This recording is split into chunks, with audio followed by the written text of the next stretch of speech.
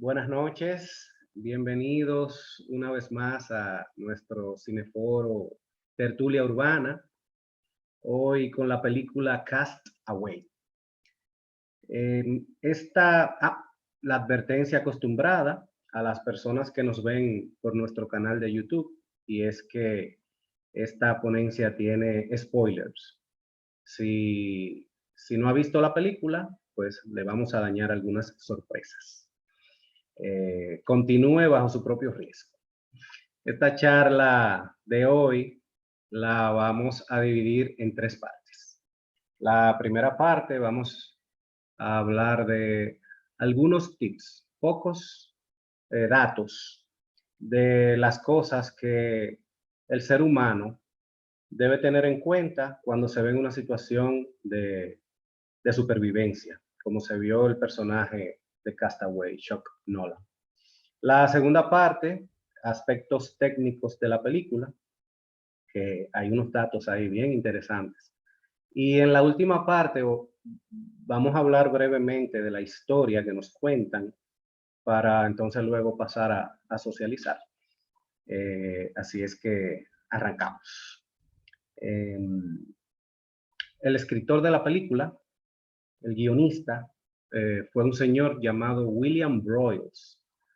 El señor William duró 7 años, 7 años no, 7 días en una isla solo para él vivir de primera mano lo que era estar solo bajo situaciones de supervivencia.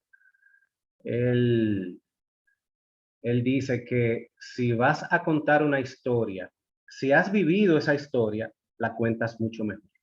Y luego de él durar esos 7 días, él pudo enriquecer muchísimo el guión y lo que él había escrito.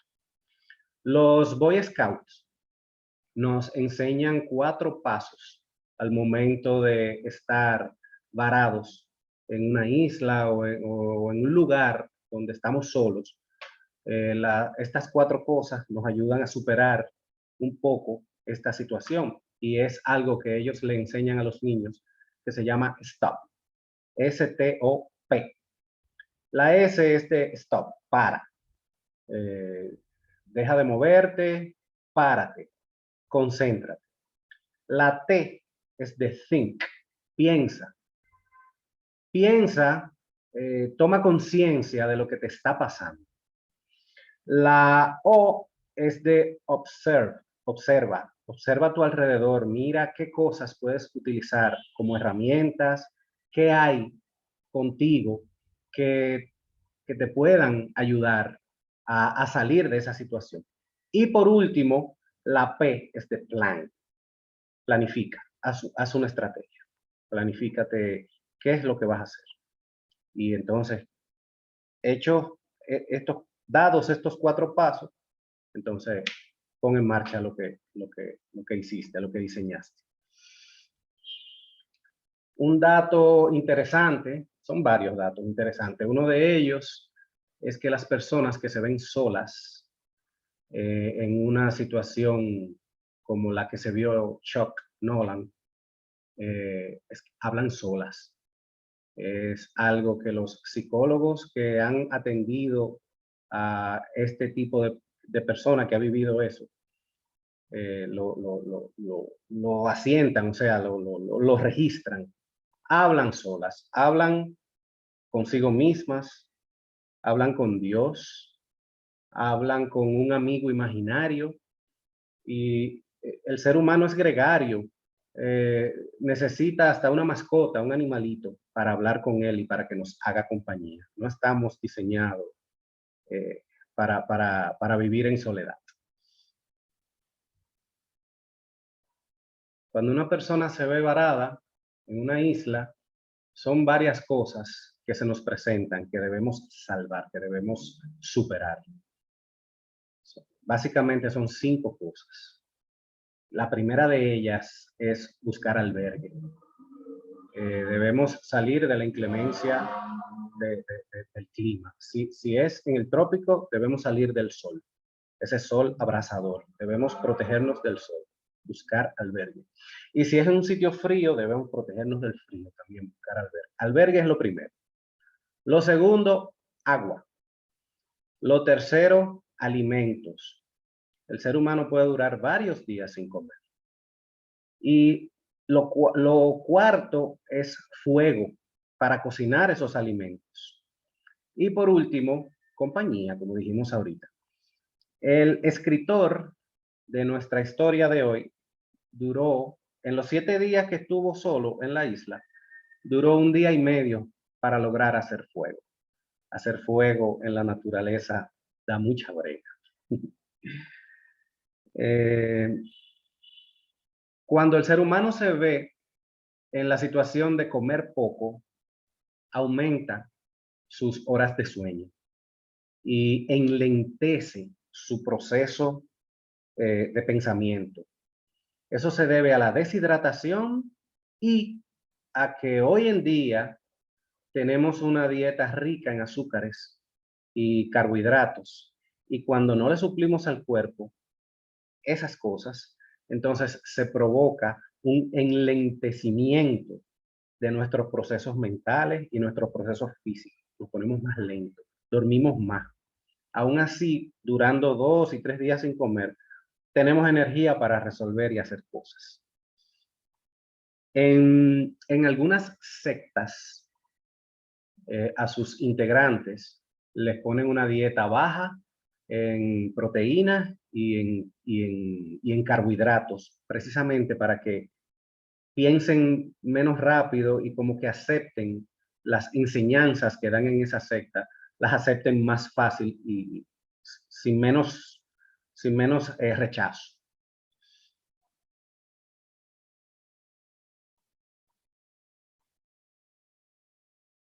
Las personas que se han reinsertado en la sociedad luego de vivir recluidos muestran eh, fascinación por pequeñas cosas. Hay registro de que duermen en el piso los primeros días, no duermen en su cama. Eh, Como vimos a Chuck en la película, encienden y apagan la luz varias veces porque se maravillan de lo sencillo que es encender un bombillo. Sin embargo, en medio de la naturaleza es algo que no se ve. El hielo, el agua, todas esas cosas que nosotros damos por sentado, cuando una gente se ve en esa situación, la, la aprecia y la toma en cuenta. Así es que ahora vamos a pasar a los datos técnicos de la película. La película la dirigió Robert Zemeckis, uno de los directores favoritos míos. Él ha dirigido varias películas, The Polar Express, Forrest Gump, Volver al Futuro. Bueno, la lista es larga. Es un director consagrado. Ya nosotros vimos una película de él, Contact, aquí en el Cineforo. El protagonista de Castaway es Tom Hanks, también consagrado, buenísimo. Eh, no tenemos que abundar en la calidad de actor de Tom Hanks. Sí, sí quisiera decir que sus inicios, él fue comediante, puro comediante. Sus primeras películas fueron de comedia y no fueron muy buenas ni muy exitosas. Castaway costó $90 millones hacer y hasta el día de hoy ha recaudado un poquito más de 430 millones. O sea que le ha ido bastante bien. La música de la película la compuso un señor eh, que se llama Alan Silvestri. La composición que él hizo fue poca. La música en la película es minimalista, o sea, se oye poca música, pero cuando se oyen esas cuerdas y, por ejemplo, cuando Wilson, la pelota, cae en el agua y se va alejando y se pierde, cuando suenan esos violines y esas cuerdas así, es enternecedora. No toda la película, no toda la música que suena en la película es de Alan Silvestri. Al principio podemos escuchar un coro ruso, que no es de él, la composición. Y al final podemos oír una canción de Elvis Presley, que lógico, como parte de la película es en Memphis y Elvis era de Memphis. Elvis en Memphis es una deidad, pudiéramos decir así. Tom Hanks, antes de la filmación, aumentó 50 libras y filmó en sobrepeso la primera parte de la película. Luego la película entra en pausa para esperar a que él rebaje. Él rebajó esas 50 libras y unas cuantas libras más en casi un año, no llegó al año, casi un año. Él rebajó todas esas libras. En esa pausa que hicieron los realizadores de Castaway, ellos aprovecharon el tiempo y el mismo equipo, salvo los actores, hizo otra película, una película con Harrison Ford y Michelle Pfeiffer que se llama What Lies Beneath. Es una peliculita ahí, es divertida y entretenida, pero no es la gran cosota. Ellos hicieron esa película en ese tiempo de espera y luego se reunieron otra vez y fueron a la isla ya a terminar la filmación y volvieron a Memphis de nuevo. Por eso duró tanto la filmación. El guionista que mencionamos ahorita, William Broyles, tuvo dos situaciones en las que él se tuvo que detener y poner de toda su parte para lograr que quede bien el trabajo. Primero, cuando Chuck Nolan está en la isla, habla poco. Los diálogos son muy poquito, no hay nada de abundancia en lo que él dice. Sin embargo, para Broyles poder escribir esas cosas que están sucediendo en la isla, le costó. Él, por ejemplo, decía, yo no puedo poner a Tom Hanks decir, caminando en la arena, uy, qué caliente está la arena. Eso se va a ver tonto. O qué hambre tengo. Él tiene que, en el guión, plasmar, describir, para que el actor, con su lenguaje corporal, nos transmita esas sensaciones que él está sintiendo, sin tener que él decirlas, sin tener que él decir, wow, me está quemando el sol o qué frío tengo. Eso, primero. Y segundo, en otra parte del guión, donde él tuvo que detenerse e ingeniársela, era en las conversaciones de Chuck con Wilson. Porque él, como escritor, tenía que imaginarse lo que Wilson le decía a Chuck y ponerlo en el guión. Y él dice que eso también le dio trabajo, que era difícil porque lo único que nosotros que veíamos la película escuchábamos era lo que Chuck decía. Y lo que Chuck decía debía transmitirnos qué fue lo que supuestamente dijo Wilson y contenido ahí mismo la respuesta que él le estaba dando a Wilson. Así que en esas dos partes él pasó un chin de brega para que quede bien. Una señora que trabajó en la película, llamada Mary Morgan, fue la encargada de la locación, de buscar la locación. Esa señora vio más de 100 islas, hasta que finalmente dieron con esta isla que está en Fiji, un archipiélago de más de 300 islas. Y había algo que los creadores y productores de Castaway le dijeron desde el primer día. Le dijeron, no queremos una isla bonita. No queremos una isla como la Laguna Azul o el retorno de la Laguna Azul. No queremos una isla como la de Lord of the Flies. No queremos un lago, una vegetación. No. Queremos una isla que tenga matices de inhóspita, que tenga roca, que tenga esa montaña en el medio como la encontraron, que no haya un río, que pase trabajo.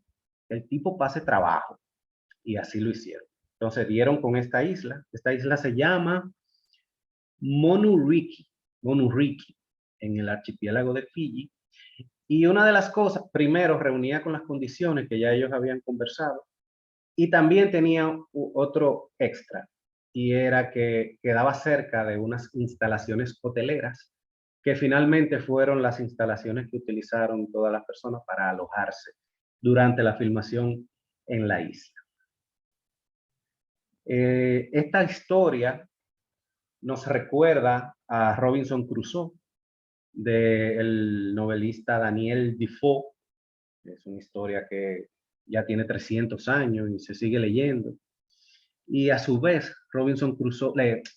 Daniel Defoe se inspiró en una historia real de un señor llamado Alexander Selkirk, quien en el 1704 era perseguido por unos piratas y él, escondiéndose de los piratas, se metió en una isla por las costas de Chile y en esa isla duró 4 años solo. Y ese señor, apellido Selkirk, al primer año de estar ahí solo, logró una vida bastante cómoda.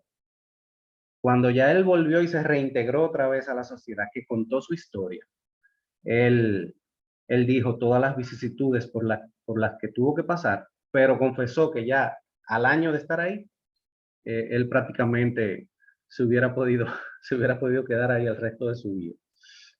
Otras historias nos cuentan eh, eh, cosas que pasaron parecidas a Castaway. Tenemos a Tarzán, tenemos a Lord of the Flies, tenemos a Lost, la serie de televisión Lost, y varias otras. Un dato técnico interesante que me gustaría mencionar, y es las tomas, las escenas que se ven de noche. Esas escenas que se ven de noche, en realidad se filmaron de día, con el sol bien fuerte allá arriba, y le ponen un filtro a esas grabaciones, a esas fílmicas, para que se vea de noche.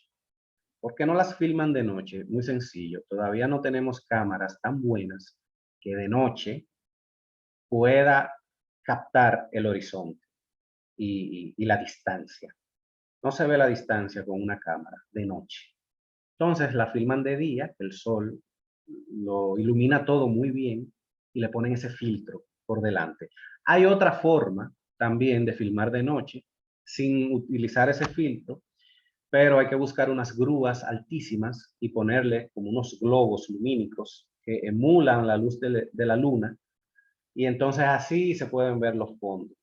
Una de esas dos formas es que debe utilizarse para lograr una fílmica de noche. Es decir, en esta obra, cuando vemos a Tom Hanks orinando en la playa, recién llegado a la isla, de noche, que él ve la luz así en el horizonte, eso se filmó de día. O cuando él tira a Wilson fuera de la cueva, que luego él sale a buscarlo, eso también se filmó con el solazo ahí a todo dar. Un trabajazo en el que recurrió el equipo de producción fue el borrado de las huellas en la arena. Eso me sorprendió a mí. Esa gente fueron las que más trabajaron en la película.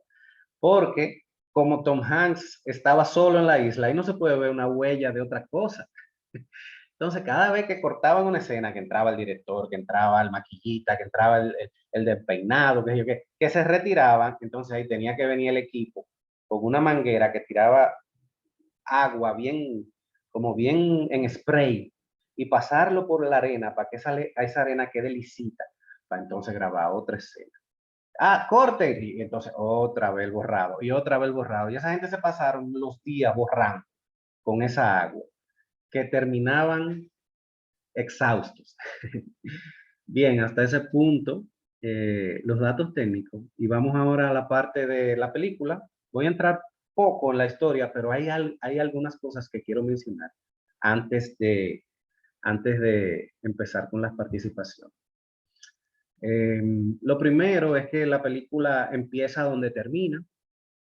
La película empieza con el camión de FedEx llegando a un rancho en Texas, donde el letrero del portón de entrada dice Dick y Bettina. Y al final, cuando Chuck llega a ese mismo rancho, vemos que el nombre de Dick ha sido removido. Y es porque asumimos nosotros, la Bettina se dio cuenta de que su esposo le era infiel y entonces por eso lo quitaron de ahí. Y es Bettina la que manda el paquete con las alas, eh, con el paquete que Chuck se queda y no abre en la isla. Los productores y realizadores evitan, cuando Chuck Nolan está en la isla, evitan hacer cortes para ir a la ciudad o a la civilización para mostrarnos los esfuerzos que se están haciendo para encontrar el avión caído y los sobrevivientes. Ellos no hicieron eso. Ellos dijeron, no, no vamos a hacer eso. Nos quedamos en la isla todo el tiempo. Y que la civilización pase lo que pase, que la gente se lo imagine. Otra cosa que evitaron los realizadores fue la voz en off. Ustedes recuerdan cuando vimos Shawshank Redemption, para poner un ejemplo, que se oía la voz de Morgan Freeman narrando muchas cosas de una manera magistral y muy linda. Pues en esta película los realizadores dijeron, no, no, no queremos voz en off. Vamos a evitar eso y vamos a evitar otras cosas más. No hay villanos, no hay hechos grandiosos, heroicos, de rescate, un rescate así rimbombante. No hay escenas eróticas. La falta de religiosidad en la película también es sorprendente, porque, para citar un ejemplo, cuando él entierra al amigo en la isla, todos esperábamos como un panegírico, unas palabras,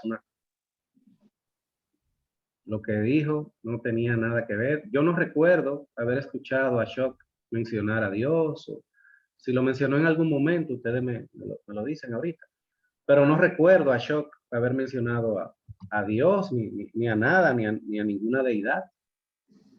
Así que eso también me llamó la atención. Chuck, el personaje, Chuck Nolan, es un tipo obsesionado con el control, con el poder y con el manejo del tiempo. Eso nos lo dejan claro. Él, la azafata se acerca, cuando van ya al principio, en la primera mitad, cuando van en el avión antes del que se cayó, que la azafata se acerca al amigo para preguntarle sobre la esposa con cáncer. Vemos a Shock que estaba hablando con el amigo y él poco a poco va haciendo esto. Y se va distanciando. No le gusta, no le gusta el tema. Y cuando se desmontan del avión, un tiempito después, lo que le dice al amigo es, mira, yo conozco un médico, te voy a dar el teléfono, vamos a vencer esto. O sea, el control, el poder, vamos a ganarle, vamos a arreglar esto, vamos a vencerlo. Y cuando él se ve en la isla, Chuck, sin control, sin poder, sin manejar el tiempo, él mismo en su monólogo de la chimenea con el amigo, él lo dice, yo tenía poder sobre nada. Eso para él fue impactante. El no poder, un tipo con esa obsesión, no poderlo hacer. Y eso hizo que su drama, él lo sintiera aún más. Si a él lo rescatan 2 días después de haberse caído el avión, su trauma hubiera sido el accidente aéreo. Pero como él duró 4 años en la isla, ya el accidente de avión no es su trauma principal, son esos 4 años viviendo ahí.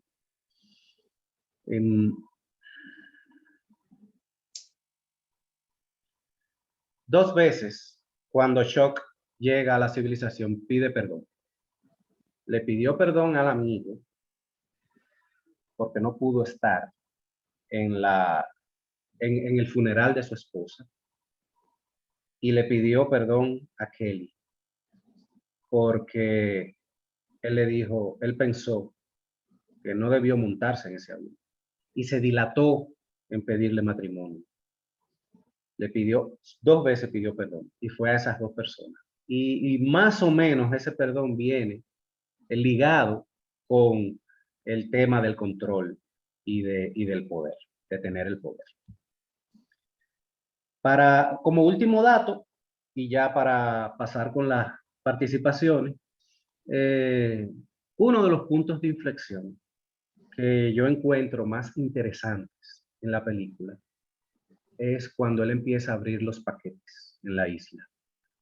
porque hasta ese momento él contaba con que lo rescataran, con que lo iban a rescatar, con que lo iban a encontrar. Y al ver que pasaban los días y él no veía que llegaba nadie, apenas veía una lucecita lejísimo por allá en el horizonte. Ya entonces ahí él dijo, bueno, tengo que sobrevivir, déjame ver qué hay en estos paquetes. Y esa fidelidad que yo mostraba a mi empresa, a mi empleador, que se vaya para el carajo, yo tengo que vivir. Y ya ahí entonces él empieza a tomar las cosas por su propia mano. Hasta ese punto es la ponencia introductoria, a ver si alguien se anima a participar, a decir algo. ¿Se animan a hablar de Wilson? ¿Qué les pareció Wilson?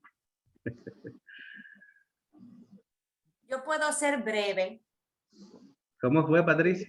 Que yo puedo ser breve y dar mi opinión así bien en un minuto. Dale, dale. Sí, la película muy buena, la actuación excelente, pero un poquito larga y no me gustó el final. Encontré unas cositas que son un poquitico fantásticas que se pasó de lo que podría haber sido real. Por ejemplo, eso de él sacarse el diente. Son cosas que me quedaron todos estos 21 años después que vi la película. Y yo dije, ya eso se pasó de fantástico, ¿no? O sea, la película es excelente, pero vieron esas cositas como que un poquito súper fantásticas que si no la hubieran puesto, a lo mejor no hubiera gustado más, o sea, para ese Oscar y eso, ¿no? Pero es una de las mejores películas de Tom Hanks. A mí me encanta Tom Hanks, pero siempre me ha gustado más en el papel cómico que en el papel serio. Como empezó como cómico, uno siempre es, o sea, por lo menos yo me he quedado con eso, aunque él ha incurrido a través de su historial en papeles más serios, ¿no? ¿Qué más? O sea, es lo que me acuerdo de aquella, cuando la vi, ¿no? Hace 21 años, no, ahorita no la terminé de ver completa por segunda vez o tercera vez, porque la verdad no me acuerdo si la vi, llegué a ver más de una vez, pero sí me acuerdo bastante de la película. Excelente, excelente actuación, eso sí, pero sí un poquito tediosa en el sentido como, bueno, ¿cuándo va a llegar? ¿Cuándo va a llegar el helicóptero? ¿Cuándo va a llegar el socorro, no? Sí. Pero sí, o sea, excelente actuación, un poquito larga y no me gustó el final. Esas son mis tres percepciones de la película. Pero O sea, el final a mí me pareció adecuado, porque es que no había una manera bonita de que él terminara con Kelly, o sea, de que terminaran juntos, él y Kelly. No, Kelly casada ya con una niña. No, sí, pero entonces el como compromiso es que muy profundo, es muy grande. el asunto de él darle la caja porque uno queda con el tono que, bueno, su destino era quedarse con la chica del paquete, ¿no? Eh, como que un poquito como fantasiosa, ¿no? O sea, si a lo mejor, ok, ella tenía que seguir su vida, ¿no? No se iba a quedar. ¿Cuántos años fue que tuvo? 4. 4. Bueno, yo hubiera esperado a mi marido más de 4 años. Yo no sé, como que I don't know. A mí esas son cosas que uno no puede predecir Pero ni. tú lo esperas todo indicándote que ha muerto. Ay, no sé, como me Lo parece espera si como. está vivo. Lo No espera si sé. sabe que está vivo. Tú lo esperas si está vivo, pero ya todo el mundo y los hechos indicaban que él había muerto. Ya si tú Sí, lo no das por sé. muerto, si lo das por muerto, es difícil esperar que reviva, ¿verdad? Bueno, el asunto, bueno, la película termina como con esa posibilidad de que, wow, conocí a la chica del paquete que me estuvo acompañando todos estos 4 años y le entregué el paquete y como que uno se queda con ese pensamiento de que con ella es que él termina o con la que rehace su vida, ¿no? Sí. Porque ya su mujer ya los reemplazó, ¿no? Hubiera sido bueno que le hicieran una secuela A ver qué pasó. Ok, bueno. Pero nada, ese es mi punto. Gracias, Patricia. Tami. Hola, Tami. Buenas noches, jóvenes. Bueno, Jóvenes adultos. Bueno, Tom Hanks para mí es uno de los actores más sobresalientes, polifacético. Yo disfruté su transformación en El Náufrago. ¿Por qué razón? Porque si llegamos a ver desde el inicio cómo su cuerpo se fue deteriorando, demostrando el paso de los años en el tiempo que estuvo dentro de la isla y solo. Se nota cómo su cuerpo va perdiendo fuerza, se va poniendo delgado, se van viendo sus pómulos más, o sea, su físico en general fue muy bueno. Eso casi siempre se ganan un Oscar aquellos que saben transformar su cuerpo a medida que van haciendo una película que tiene que hacerse un esfuerzo sobrenatural con el cuerpo, en donde tú tienes que poner en riesgo tu salud física y hasta emocional. De ahí es que muchos buenos actores han podido ser tomados en cuenta por sus diferentes papeles en donde hacen un uso histriónico de todo el compuesto de su cuerpo conjuntamente con su actuación. Por otro lado, tú hablaste de que no hace mención de Dios, pero sí hizo mención no verbal, pero fíjate que los paquetes que él iba abriendo, el que no tocó fue el que tenía las alas de ángel. Ese era para él como su deidad. Y por otro lado, nuestro querido y entrañable Wilson. Yo creo que eso fue lo que lo mantuvo a él cuerdo, pensando que ese era su compañero. Porque, señores, el ser humano es sociable. Y nosotros que vivimos una pandemia recientemente, podemos decirlo en carne propia, que fue difícil vivir enclaustrado. Imagínate tú, él solo y enclaustrado, porque él estaba en una isla que no podía irse para ningún lado. Hasta que por fin tomó otro riesgo. Bueno, hasta el momento. Por otro lado, yo hubiese preferido el final tuyo, el que tú me mandaste en un video. A la frase que sí, porque ese me gustó más. Claro que sí. que la señora abrió el paquete y adentro de la caja había un teléfono satelital, un GPS. Yo hubiese preferido eso. Adiós, mi niña. Ya, bye. Bueno. Gracias, Tati. Ya. Un dato técnico que se me olvidó mencionar, y es que en la película borraron los cantos de los pajaritos y todo ruido así ambiental lo redujeron para crear una mayor sensación de soledad. Eso lo hicieron también en postproducción. Adelante, doña Lisette. Pues sí, buenas noches. Este es el tipo de película sobre el cual uno no tiene demasiado que añadir, porque todo es tan evidente, todo es tan obvio y es esperado, verdaderamente esperado. Pero yo creo que la actuación de él pasó del límite de la buena actuación, pasó a ser excelente. Yo desde que he visto a Tom Hanks en película, yo le noto un rictus, un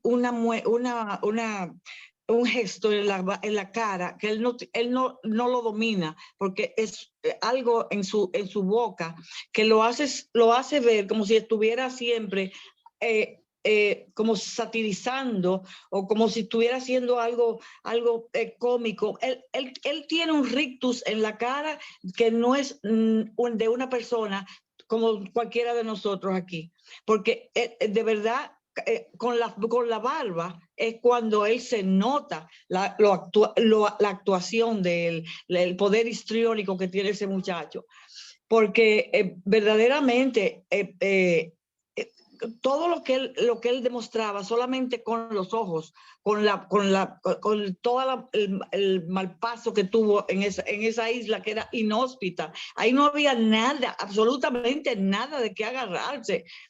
Los cocos inclusive eran hasta chiquitos y la isla era bastante árida. O sea, para encontrar algo así tienen que haberse ido como fueron a Fiji, demasiado lejos.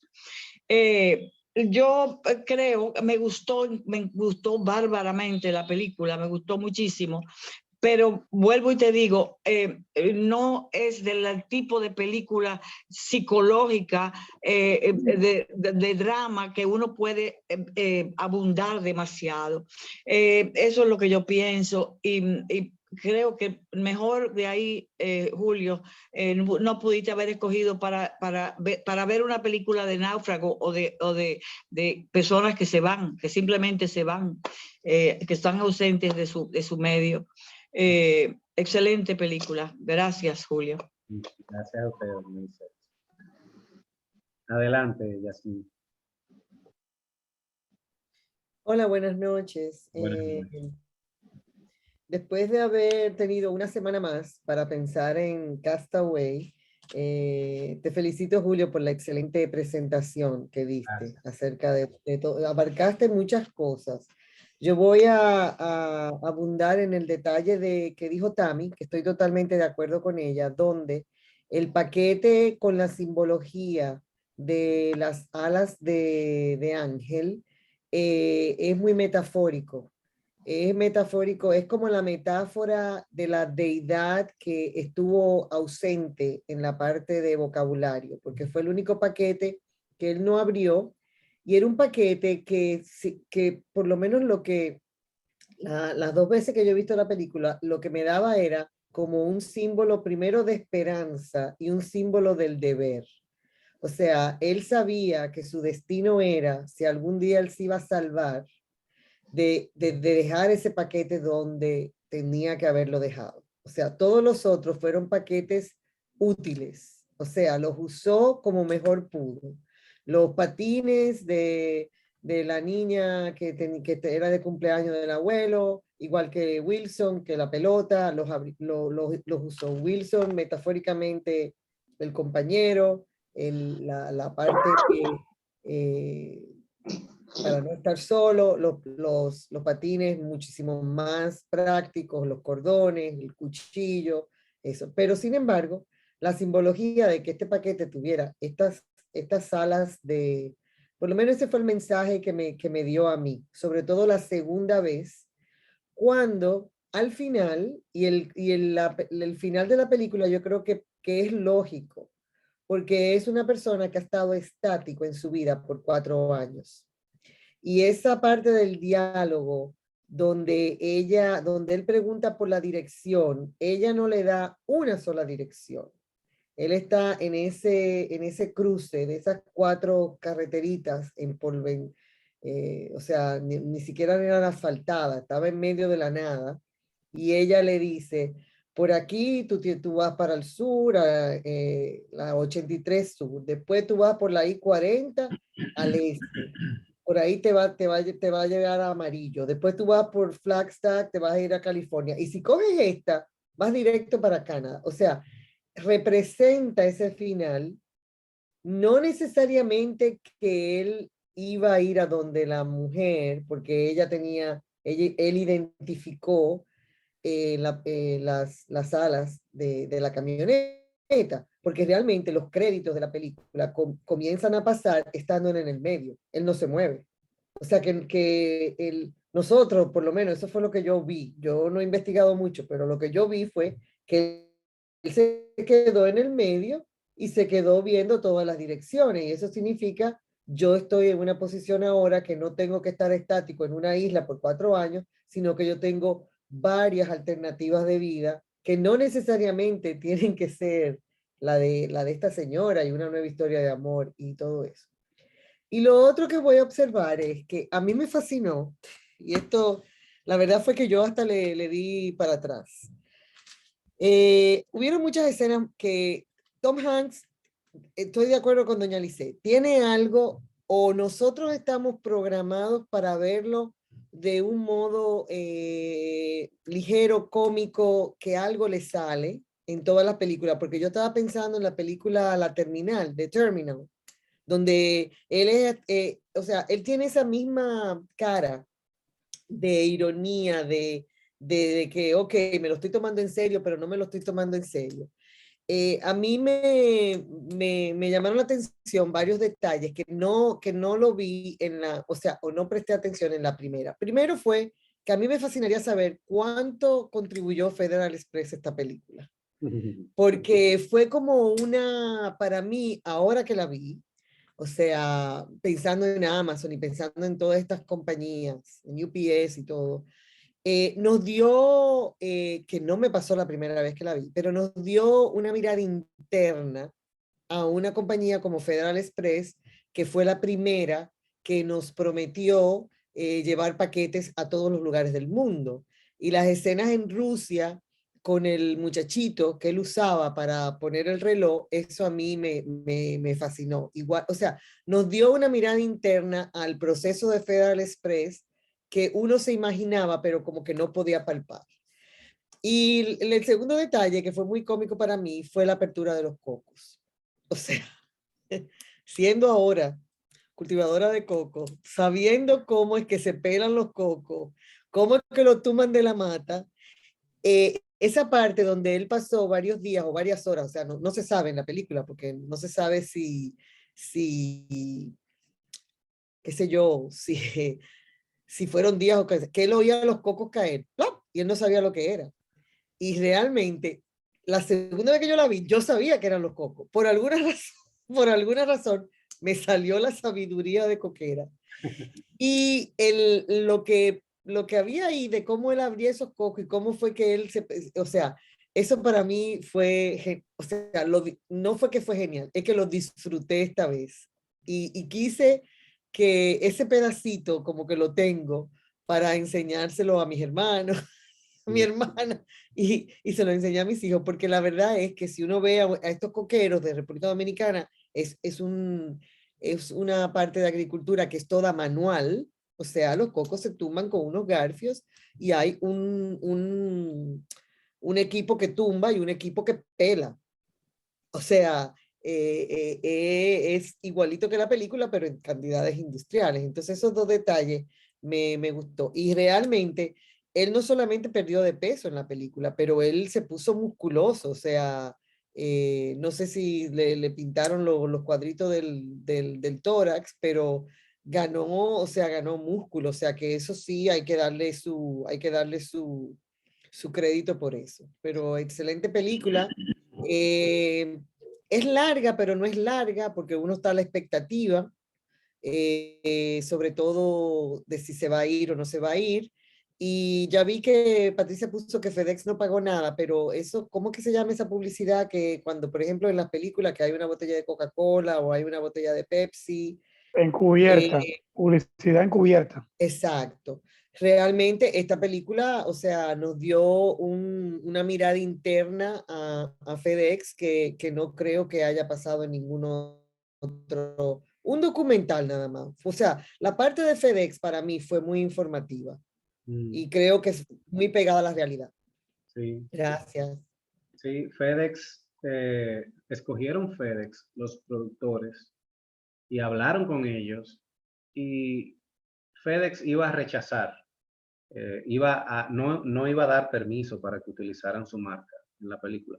Cuando leyeron que un avión se caía, pero cuando terminaron toda la historia, ellos dijeron, no, está bien, eso lo podemos dejar pasar. Y a FedEx le gustó tanto la historia que incluso quien da el discurso cuando Chuck Nolan llega es el mismo CEO, el principal de FedEx, es él mismo el que dice las palabras. Eh, a, a- a FedEx no pagó, como dijo Patricia, y sí dio el permiso para que se utilizara y el permiso lo dio de muy buen gusto. Ujú. Ricardo, adelante. ¿Sabes que a mí la Perdón, película, Ricardo, un dato más para Yasmín, digo para todos, es que cuando él abre el coco, cuando él intenta abrir el coco, todo ese proceso lo pasó también el escritor, que finalmente cae en utilizar una piedra, partió una piedra para sacar un filo. Y quería yo decir que la humanidad, la historia de la humanidad en un 90% más o menos vivió en la edad de piedra. O sea que es lógico que en algún momento alguien solo recurra a utilizar piedras como herramienta, porque esa fue una de las primeras cosas que hizo la humanidad. Gracias, Ricardo. Adelante. mira, yo cuando veo la película, que entiendo que está muy bien actuada y muy bien manejado, y yo lo comprendo, no de la película que a mí me gusta artísticamente, pero yo comprendo que está muy bien actuada y que está muy bien hecha. A mí lo que me interesó de la película es la revisión de la novela de Robinson Crusoe, ¿no? Eh, y la oportunidad de poder releer la importancia de esa novela y todas las interpretaciones y posibilidades que hay, ¿no? Lo que presenta la película realmente es un hombre moderno ocupado, donde su tiempo no es de él, sino que él es un esclavo del reloj y de la puntualidad. ¿Y qué sucede cuando tú raptas a un individuo de su realidad moderna y contemporánea y la sueltas en una isla sin ningún tipo de compromisos cronométricos o sociales, ¿no? Robinson Crusoe en su momento, que era como el paradigma, fue una de las primeras novelas inglesas, era el paradigma del hombre británico, ¿no? Del optimismo, del desarrollo, de la colonización, de la conquista, de la flema británica y todo eso. Pues en esta película lo que a mí me llama la atención es qué haríamos nosotros con nuestro tiempo libre en una isla desierta sin nadie y cómo operaríamos para mantener la cordura y cuál sería el resultado, ¿no? Y la cantidad de posibilidades infinitas de resultados que hay en ese momento, ¿no? Eh, uno es la castidad sexual, pero otro es la falta de diálogo y la falta de confrontación y la necesidad imperiosa de alimentarte y la necesidad de tener rutina y la necesidad de crearte un ídolo y la necesidad de producir, organizar y programar todas aquellas cosas que son naturales, ¿no? A qué hora te levantas, a qué hora te acuestas, cuándo casas, cuándo te vistes, cuándo andas desnudo, si vas a respetar el domingo como día de fiesta, si vas a llevar el calendario, o sea, imaginémonos lo que representaría quedarnos solo en una isla sin un reloj o sin un teléfono, sin un compromiso social, no hay bautizo, no hay boda, no hay salidera, no hay fiesta, no hay que vestirse, no hay que afeitarse, no hay que hacer nada, ¿no? Entonces, ¿cómo de repente el hombre moderno plantea límites? ¿Cómo explora el territorio? ¿Cómo determina qué va a hacer o qué no va a hacer?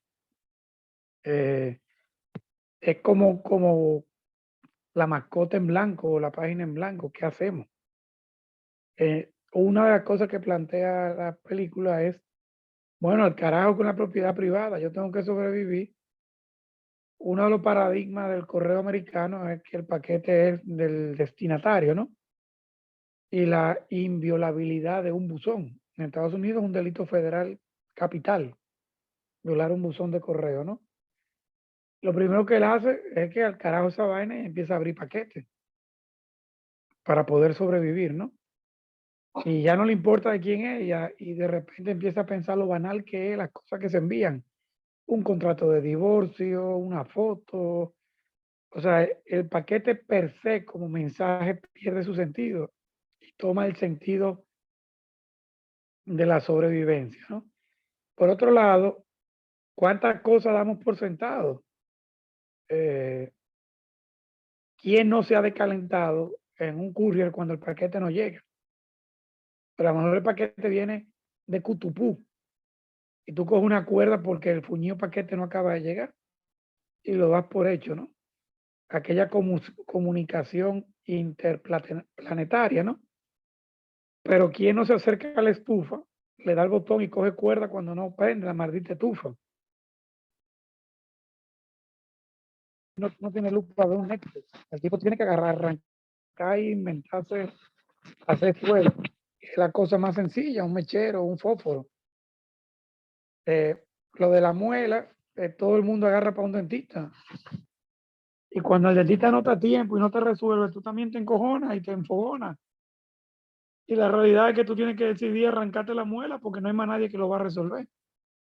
O el patín, que es una cosa banal, usado como una herramienta, como un cuchillo para abrir un coco.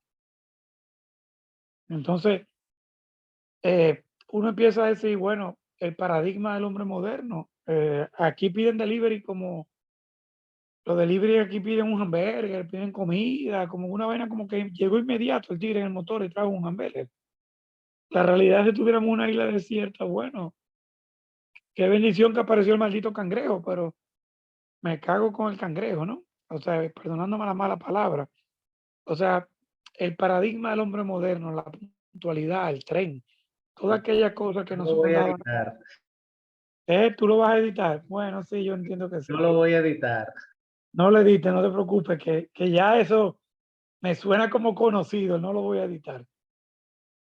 Pero la novela moderna, donde Robinson Crusoe es el paradigma, esta película te puede quedar en la buena actuación de Tom Hanks o te puede quedar en que no somos tan diferentes a aquel hombre moderno del 1780, ¿no? Y a partir de ahí, todos los paradigmas de toda la ilustración, Rousseau, Voltaire, toda aquella cosa donde cómo hacer una sociedad nueva, ¿no? Y por dónde empezar. Después, este individuo que es aislado y que es llevado, tiene que volver a entrar en la sociedad y volver a operar. El otro día le decía yo a Julio y a Jennifer que de ver 20.000 lenguas del viaje submarino y el Capitán Nemo, ¿no? Aquel señor que se autoaísla de la sociedad en un submarino para navegar el mundo y que se convierte en un ser antisocial, al mismo tiempo es un ser admirador del hombre, el protohombre, ¿no?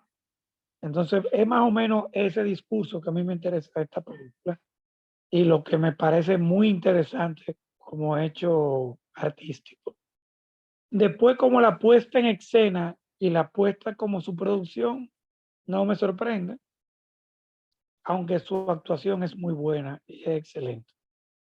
Pero me interesaría mucho ese debate acerca de cómo empezaríamos una nueva sociedad de cero o qué yo haría si estoy solo y no me puedo quejar de 80 vainas. Bueno, de la lista de quejas, no hay apagones, no me importa, no hay luz. No hay tapones, no importa, no hay tráfico. Al carajo el feminismo y el machismo porque estoy solo. No hay que hacer fila para pagar, no hay dinero, no hay moneda. Entonces tú empiezas a tachar todas esas vainas y dices, no, yo estoy solo en la puñada isla. Entonces, ¿qué sería lo primero? Bueno, pues vamos a buscar la frontera, vamos a delimitar cuál es la rutina que me va a permanecer ser estable o permanecer cuerdo. No hay carcelero, estoy preso solo. No hay compañera de cárcel.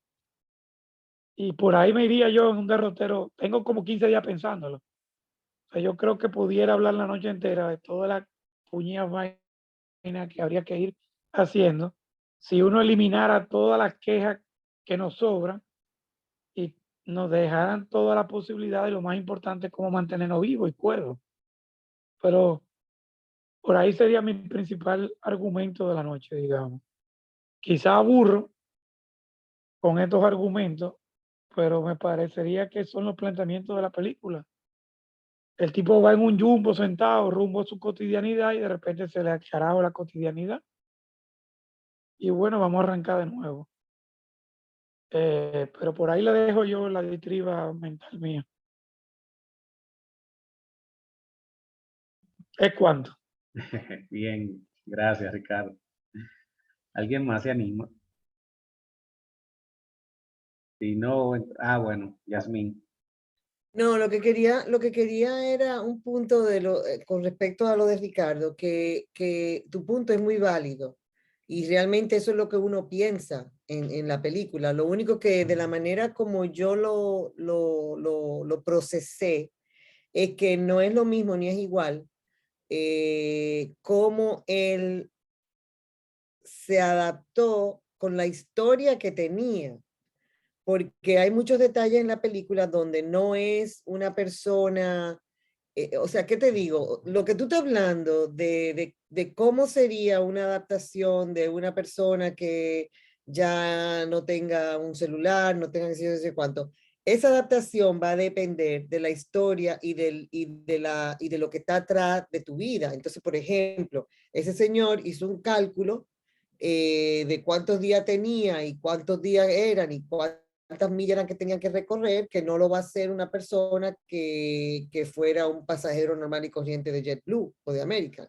¿Tú me estás entendiendo? O sea que es muy No, válido, o sea, yo pensé lo mismo que yo estoy tú de pensaste, acuerdo, Yasmín, totalmente. O sea, pero esa pero es lo la que, o parte. sea, la observación es que cuando vamos a ese punto, que es el punto más filosófico de la película, de que el Robinson Crusoe de 1700 y pico, que fue cuando se publicó la novela, no es el 1700. mismo Ajá. Robinson Crusoe de Castaway del 2000, ni es el mismo que, por ejemplo, qué sé yo, ¿se acuerdan aquel vuelo? Yo pensé muchísimo en esta película, en el vuelo ese de Malasia Airlines, que se cayó y nunca lo consiguieron.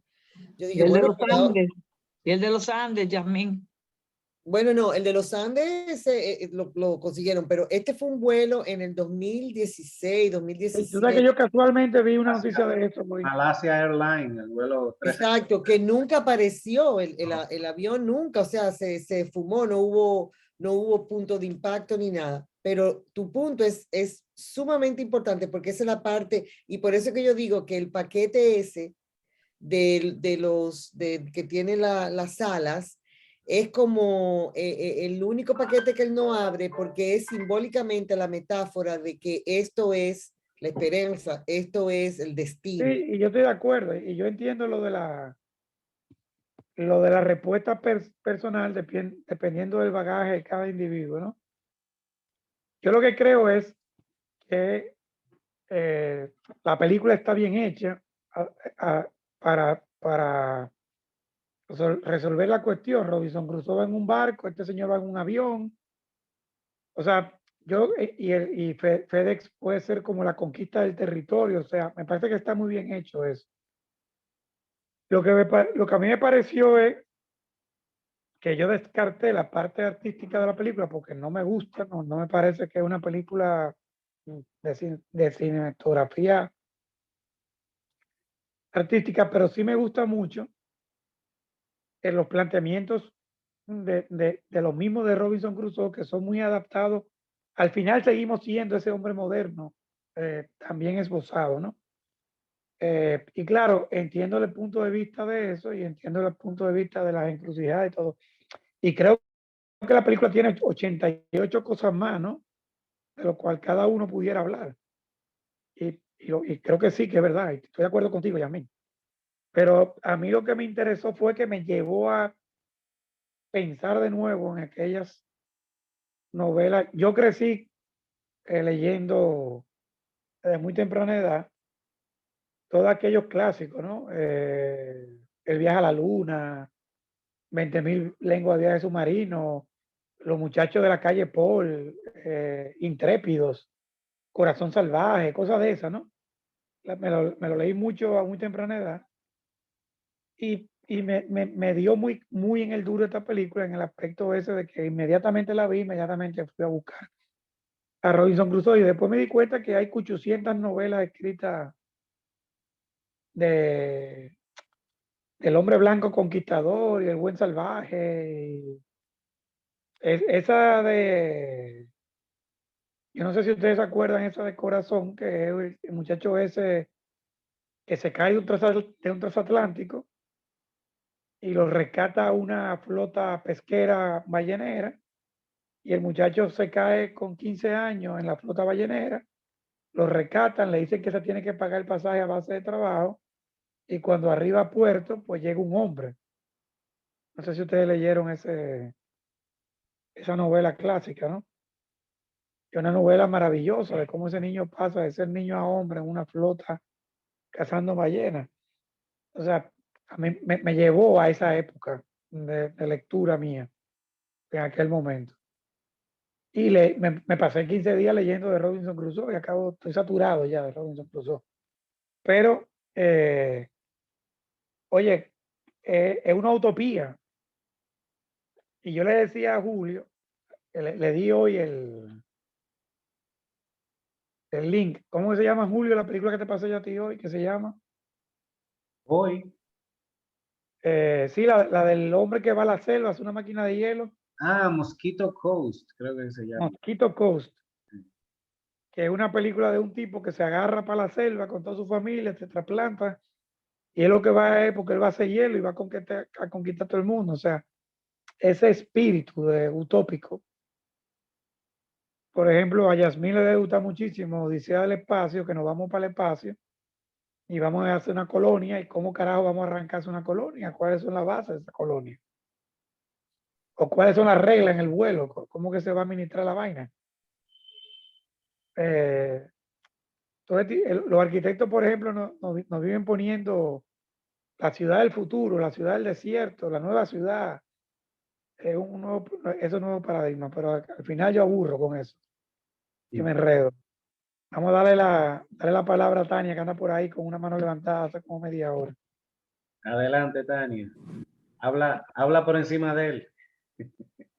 Tranquilo, está muy interesante, así que tranquilo. Realmente la película es interesante en el sentido de que un solo personaje por tan largo tiempo y que todo el mundo, es decir, ve la película entretenido.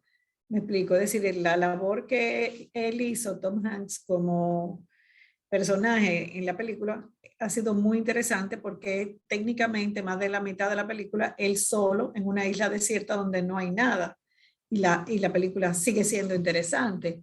No sé si en la introducción, Julio, si indicaste que la película duró 8 meses, es decir, duró mucho tiempo para él poder rebajar todas las libras que tenía y adaptarse a la condición de náufrago. Eso lo dijiste al inicio. Exacto. También se comenta mucho que él no gana premios por lo mismo de su cara, que no refleja ningún sentimiento. En la película, por ejemplo, hay muchas cosas de dolor, porque se corta varias veces. Hay lo de la muela, que tiene para mí un significado anterior, porque él cuando estaba socialmente activo, es decir, cuando él estaba en su vida normal, le había dicho a la novia que necesitaba sacarse la muela, que le hiciera la cita con el dentista, que luego el dentista llega a ser el esposo de ella. Es decir, que wow, si unieron como varios temas ahí, y obvio que la muela iba a ser un problema, y como ustedes indican, no hay otra solución porque él está solo, y es algo también de mucho dolor. Es decir, él pasó mucho dolor. El tiempo de 4 años nadie lo ha vivido, es decir, eso no es real, porque en los comentarios dicen que la persona que ha estado un náufrago por más tiempo, creo que son 151 días, es decir, menos de un año. Creo que leí algo así, y lo de él era bastante largo, es decir, él hizo una vida entera en esa isla, una isla sin nada, porque no había nada. Y lo importante fue que quedó cuerdo, que Wilson le hizo compañía. Wilson fue muy importante. Esa pelota se vendió por mucho dinero después subastada. Y ese fue como, Wilson fue como su salvación en todo momento, porque fue un compañero por mucho tiempo con quien él podía conversar, se iba transformando también Wilson. Es decir, que eso yo creo que mentalmente ayudó mucho a que él pudiera resistir tanto tiempo solo en una isla. Y como dice Ricardo, wow, ¿qué haríamos nosotros solo en una isla? Es una situación muy difícil. Gracias a los paquetes de FedEx pasó menos trabajo porque pudo tener la cuchilla, pudo tener a Wilson. Es decir, que él pudo tener varios instrumentos a través de los paquetes que pudo rescatar.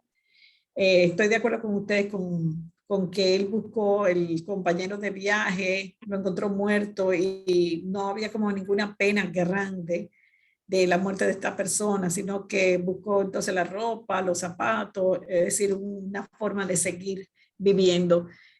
Quizás el personaje en su vida normal era una persona como que no tenía profundos sentimientos, era una persona como casi sin sentimiento, porque pasan varias cosas. La primera, cuando le está hablando de que su esposa tiene cáncer y él no se apena tanto, sino que busca soluciones. El tiempo era algo como muy importante para él, y medir el tiempo de los paquetes, el tiempo de entrega, todo en cuanto a calidad y tiempo. Lo mismo con la novia, no pudo quedarse un momento más, o el momento que tuvo no, lo importante no fue comprometerse o entregar el anillo. No sé, si varias cosas como que lo hacen poco sentimental, una persona poco sentimental, muy fría. La palabra es una persona muy fría. Y quizás por eso, por ese tipo de personaje, puede durar solo tanto tiempo en una isla desierta. Esos son mis comentarios, y realmente muy buena película. La vi hace muchos años y la volví a ver ahora para el Cineforum. Gracias, Julio, de verdad. Gracias. Gracias, Tania. Mira, Una Tania, vez, un dato. Alexander Selkirk duró 4 años en una isla. 4 años y 4 meses en una isla. A principios de los años 1700. Él murió en el 1721 en Ghana. Perdido. Sí, 4 años en una isla, solo. tú 4 años. sabes, Ok. Alexander Julio, Selkirk. Te lo voy a escribir en el chat. alre- alrededor de... ¿Puedo hablar? Sí, sí, adelante, Ricardo. Gracias, Julio. Porque estoy paranoico que me echen un boche.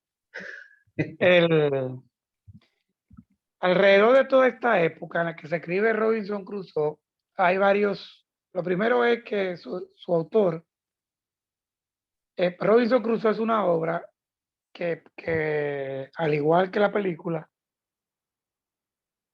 lo que nos pone ante muchos dilemas morales, ¿no?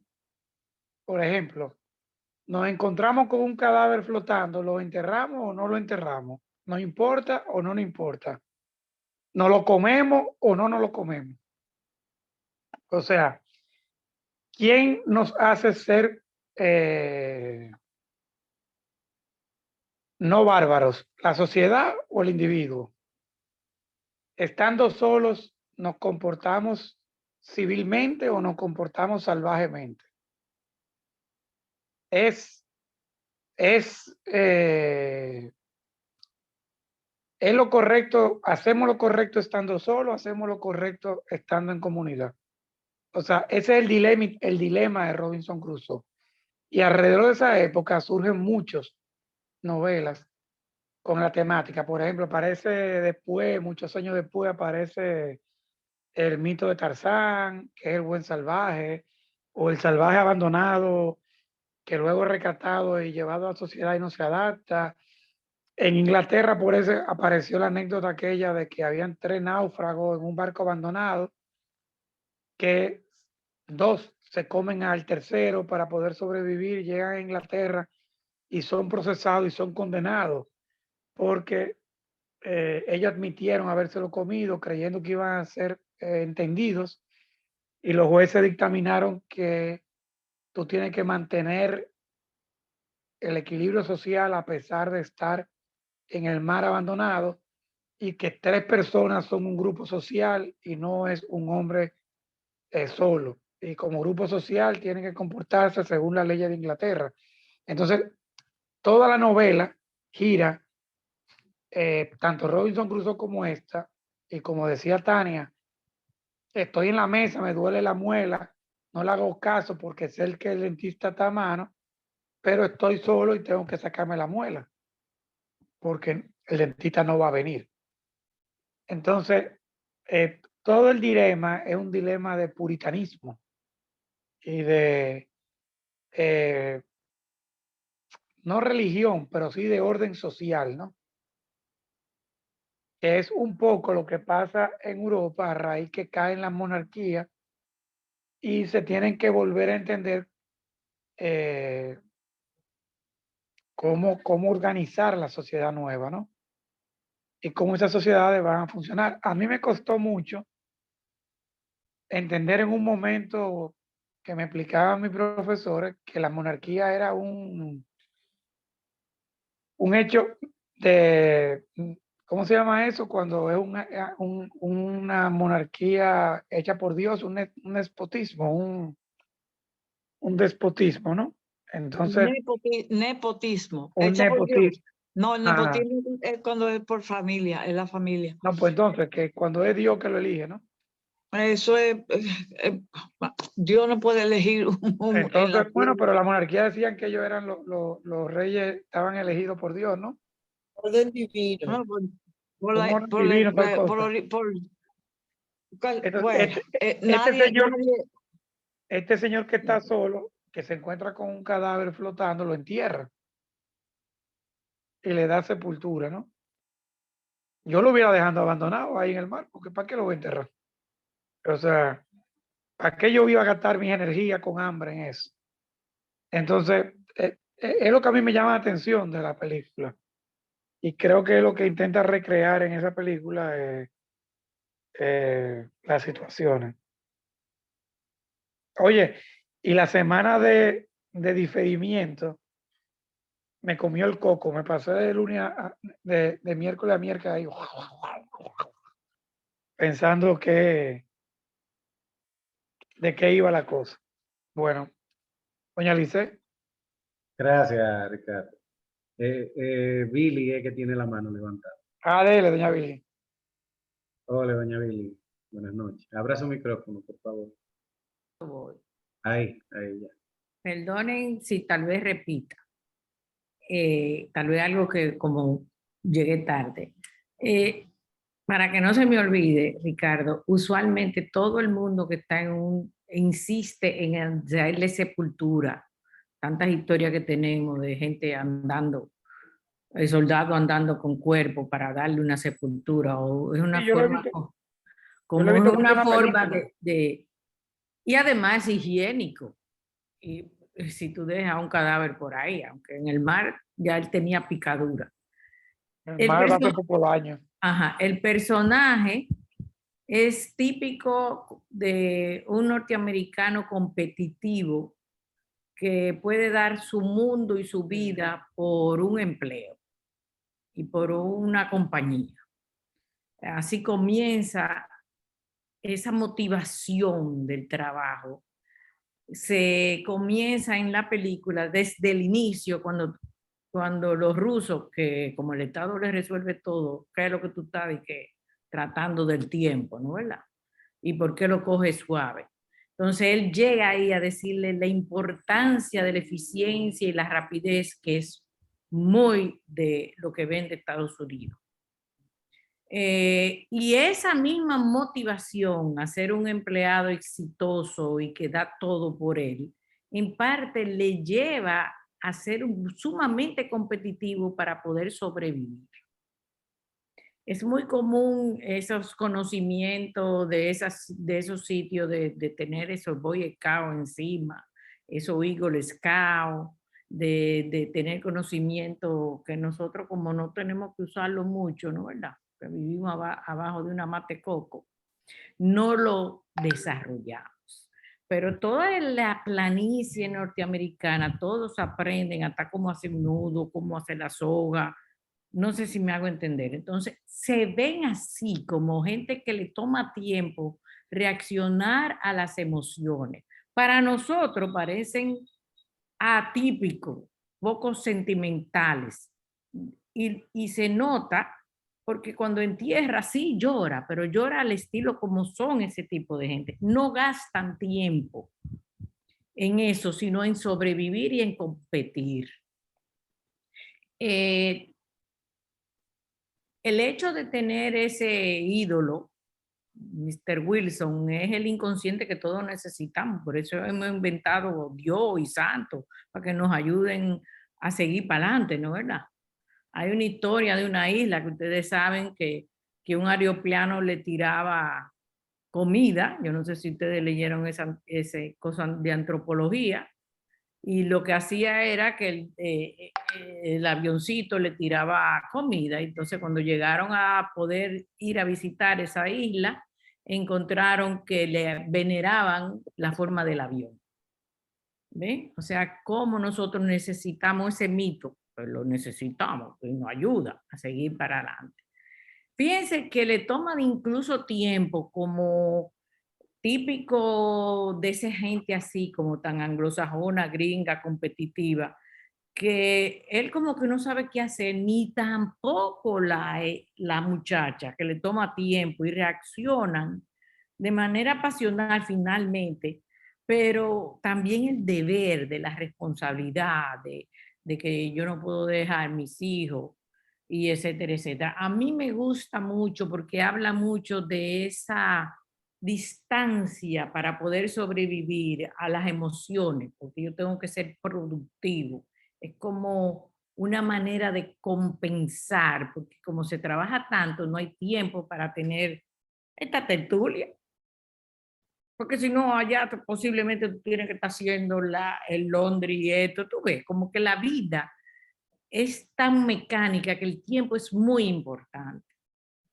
Y esa competencia está en todos los días de su vida en la isla. Definitivamente, la película es muy buena, es cansona, pero yo no hubiera sobrevivido ni 5 días. Parece que estaba muy bien alimentado y sabía un poquito de eso. Existe una historia real que tal vez no tenga mucho que ver, porque como yo soy muy de las mujeres, digo, de las historias de mujeres, tuve una época en que leí muchas novelas. Existe una historia real de una tragedia que es de la historia desconocida de la isla, la última isla que perdió México, creo que en la Primera Guerra Mundial. Era una isla en el Pacífico que se fueron, que la única forma de sobrevivir era que todo el mundo le llevaba la comida, o sea, semanalmente llegaba un buque. Vino el problema de la guerra y vino el problema de la revolución, y en esa pequeña isla que había todo como un representante, yo no sé si ustedes lo han leído, no llegó nunca ningún buque. Y sociológicamente se vuelven locos todos. Y lo que es peor, le da el síndrome de escarbuto, que quiere decir la falta de limón y de vitamina C, y eso hace que la gente se ponga psicótico y los hombres se mataban uno al otro. Simplemente sobrevivieron, se llama Clipton, el último territorio, la desconocida y trágica historia de Clipperton. Tiene otro nombre, la isla. Que la señora cuando vio el buque que llegó, se puso una ropa que ellos decían, ¿y de dónde salió esta mujer? Porque creo que duraron, qué sé yo, cuántos años solas. Y lo más importante es que los sobrevivientes, que eran más de 100 gente al principio, fueron 11 sobrevivientes, 3 adultos, un adolescente y 7 niños. Y cómo la comunidad se podía sobrevivir, ¿no? ¿Verdad? Y las mujeres sobrevivieron porque terminaron machacando los caracoles y eso los mantenía con vitamina C. ¿Ve? pero la falta de escarbuto, el escarbuto hacía que los hombres se mataran uno al otro. Es una historia real, que es todavía más interesante, de cómo los seres humanos, cuando estamos aislados, nos podemos convertir en muchas cosas. Uno priva de que es muy social y muy moral, pero la hambre mata, como dice. Y les recomiendo, Clidia Díaz, que yo creo que está con nosotros aquí, fue que me prestó ese libro y a mí me impactó mucho, porque llega a ser una historia de verdad.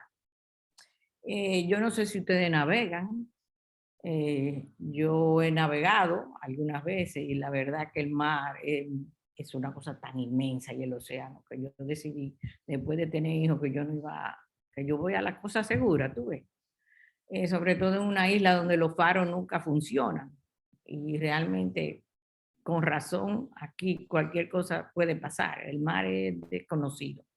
Y realmente esa mirada de la ballena, yo no sé si ustedes llegaron a ver esa película que se llama La puta y la ballena.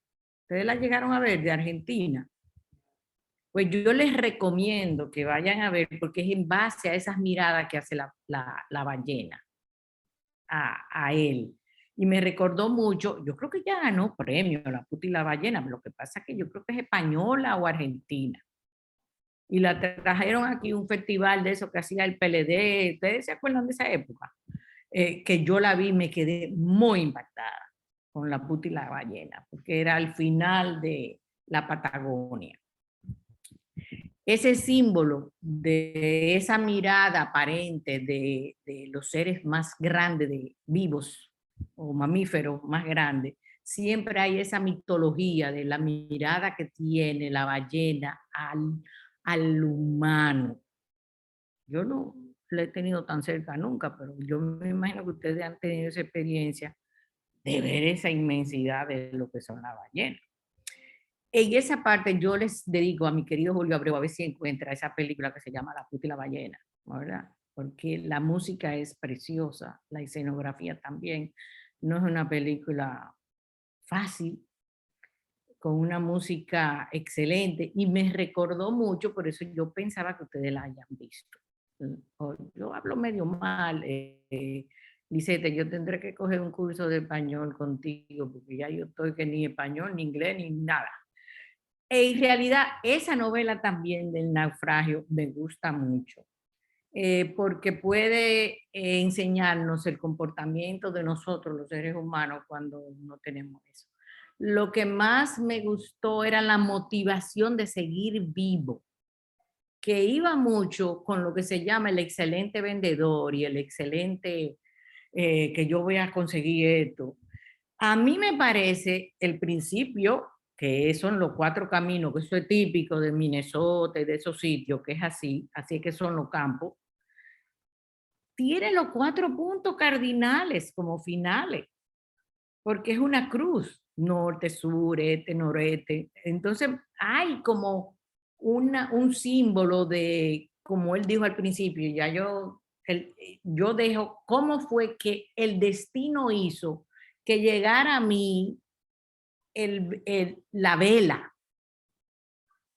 ¿Ve? Entonces, él estaba esperando para que el destino le siguiera dando esos mismos mensajes que llegó, yo creo que era un baño o algo así, que la cosa verde es.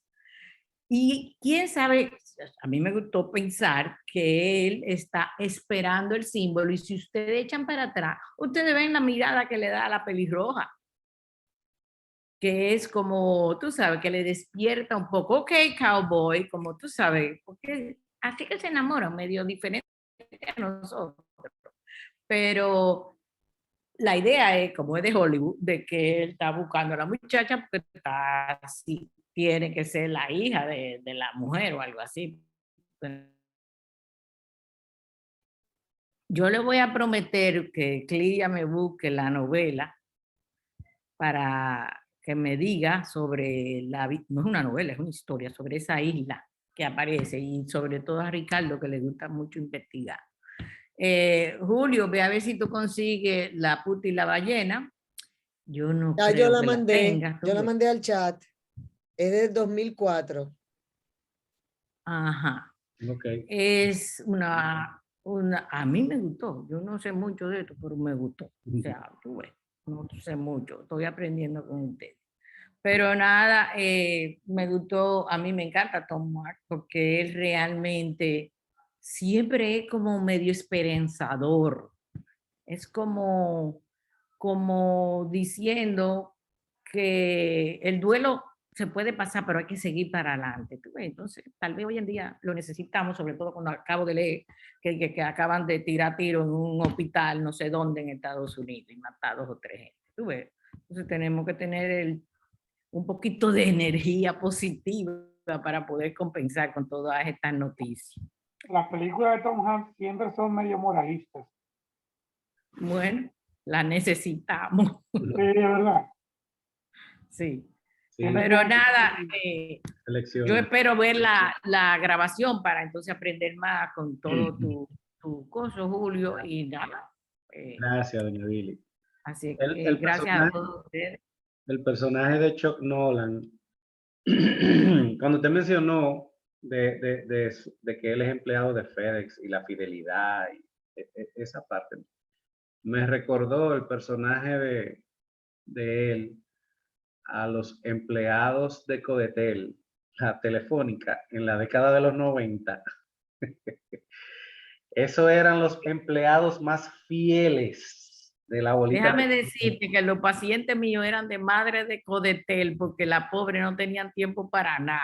Y Bueno, yo le decía, ustedes están casadas con un semidio que se llama Codetel, mire, pero tú eres un número más. y el cariño que esos empleados le tenían a esa empresa, era una familia, pero Sí, que era se verdad. comportaban como tal.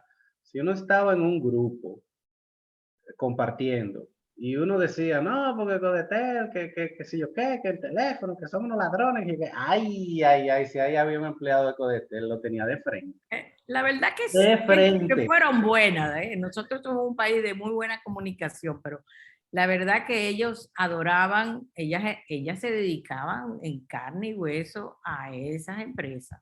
Sí. Algo sabían venderle porque se sentían muy contentos y muy felices. Sí, pagaban bien, tenían su club, le daban muchas facilidades, trataban bien. Sí, Y Chuck Nolan me recordó como esa época de Codetel. Yo así creo mismo. que Y esa competencia le ayudó. sí, yo creo que es propicio ya hacer el cierre. Si es que alguien se quedó, ¿quiere decir algo más? Ok, bueno, pues a mí la enseñanza principal que me dejó este trabajo es apreciar las pequeñas cosas.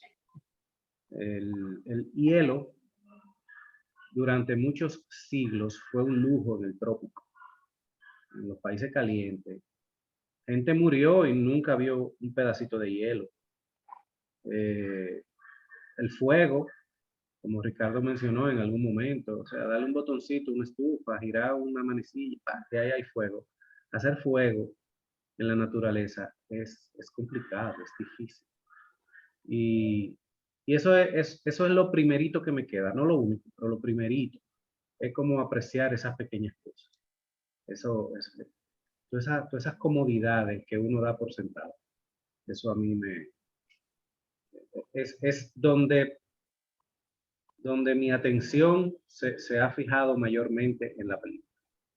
Así es que muchas gracias y nos vemos en el próximo Cineforum. Adiós, buenas noches.